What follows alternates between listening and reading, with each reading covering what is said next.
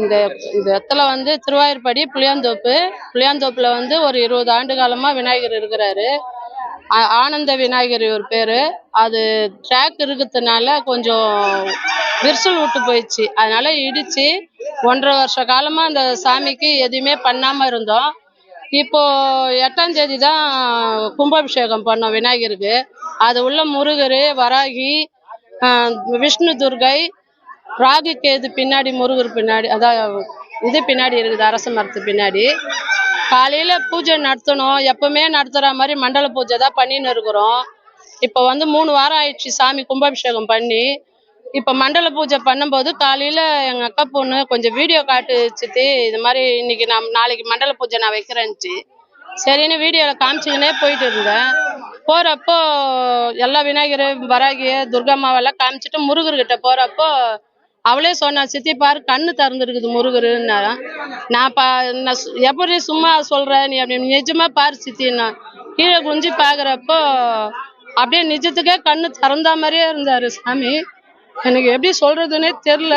எனக்கு அப்படியே பதட்டமா ஆயிடுச்சு, கை காலெல்லாம். அப்படியே எதிர் வீட்டுல ஒருத்தரை கூப்பிட்டேன், அவரும் வந்து பார்த்து அப்படின்ட்டாரு. அப்புறம் பக்கத்து வீட்டுல ஒரு பாப்பாவை கூப்பிட்டு அவங்களும் வந்து பார்த்து வீடியோலாம் எடுத்து போட்டாங்க. ஆனா ஜனவரி 1 அதுவும் முருகர் இந்த மாதிரி கண்ணு திறந்து எல்லாரையும் நல்லா வச்சுக்கணுன்றதுதான் எங்களுடைய அபிப்பிராயம். இந்த கோயில் வந்து ரொம்ப பழமையான கோயில். இது பழமையா இருந்து இப்போதான் புதுப்பிச்சு 3 வாரம் தான் ஆகுது இந்த கோயில்ல. அந்த முருகரை வச்சு நாங்க வந்து இப்பதான் பிரதிஷ்டமே பண்ணோம். அந்த முருகர் இப்படி தரும், இவ்வளவு சீக்கிரம் இந்த மாதிரி ஒரு கருணை எங்களுக்கெல்லாம் கொடுப்பாருன்னு நாங்க நினைச்சு கூட பார்க்கல. ரொம்ப அதிசயமா இருக்குது எங்களுக்கு. அது எப்படி சொல்றதுன்னே தெரியல. நம்புவாங்களா நம்ப மாட்டாங்களான்னு கூட தெரியல. அந்த மாதிரி ஒரு அதிசயத்தை இன்னைக்கு கொடுத்துட்டு இருக்கிறாரு. நாளைக்கு புது வருஷம் பிறக்கிற நேரத்துல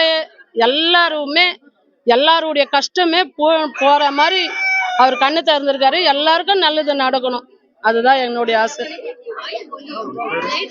என் பேர் கற்பகம். இந்த இடத்துல வந்து திருவாயூர்படி புளியாந்தோப்புல வந்து ஒரு 20 ஆண்டு காலமா விநாயகர் இருக்கிறாரு. ஆனந்த விநாயகர் இவர் பேரு. அது ட்ராக் இருக்கிறதுனால கொஞ்சம் விரிசல் விட்டு போயிடுச்சு. அதனால இடிச்சு 1.5 வருஷ காலமா அந்த சாமிக்கு எதுவுமே பண்ணாம இருந்தோம். இப்போ 8ஆம் தேதி தான் கும்பாபிஷேகம் பண்ணோம் விநாயகருக்கு. அது உள்ள முருகர், வராகி, விஷ்ணு துர்கை, ராகு கேது பின்னாடி முருகர்